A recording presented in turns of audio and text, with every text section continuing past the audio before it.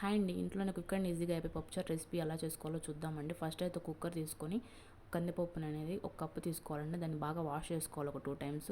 కప్పుకి 2 cups water అనేది add చేసుకున్న తర్వాత అందులో 1/2 టీ స్పూన్ పసుపు, టమాటాలు, 1 1/2 టీ స్పూన్ కారం, ఆయిల్ వేసుకోవాలండి. నేను కారం వేసిన క్లిప్ అయితే మిస్ అయింది. తర్వాత లిడ్ క్లోజ్ చేసుకొని స్టవ్ పైన పెట్టుకోవాలి. తర్వాత నిమ్మకాయ సైజ్ అంతా చింతపండు తీసుకొని 2 టైమ్స్ వాష్ చేసి దాన్ని వాటర్తో పక్కన పెట్టుకోవాలండి. లోపు మన పప్పు కుక్ అయిపోయిన తర్వాత ఆ చింతపండు గుజ్జు అనేది వేసుకోవాలి. దాన్ని మన పులుపుకు తగ్గినంత వాటర్ అనేది యాడ్ చేసుకొని బాగా తిప్పుకొని పక్కన పెట్టుకున్న తర్వాత ఒక కడాయి తీసుకొని అందులో ఆయిల్ వేసుకొని కొంచెం మెంతులు వేసుకోవాలండి. ఆ మెంతులు కొంచెం కలర్ చేంజ్ అయిన తర్వాత పోపు దినుసులు వేసుకోవాలి. పోపు దినుసులు వేసుకున్న తర్వాత ఇవి కొంచెం వేగిన తర్వాత ఒక 7-8 వెల్లుల్లి రెబ్బలు, కరివేపాకు, ఆనియన్స్ వేసుకొని బాగా వేపుకోవాలండి. అవి కొంచెం కలర్ చేంజ్ అయిన తర్వాత మనం పక్కన పెట్టుకున్నటువంటి పప్పుచారు అనేది ఇందులో కలుపుకోవాలండి. పప్పుచారు అనేది బాగా ఎంత బాగా మరగబెట్టుకుంటే మనకి టేస్ట్ అయితే అంత బాగా వస్తుంది. కొంచెం కొత్తిమీర వేసుకొని బాగా మరగబెట్టుకోవాలండి.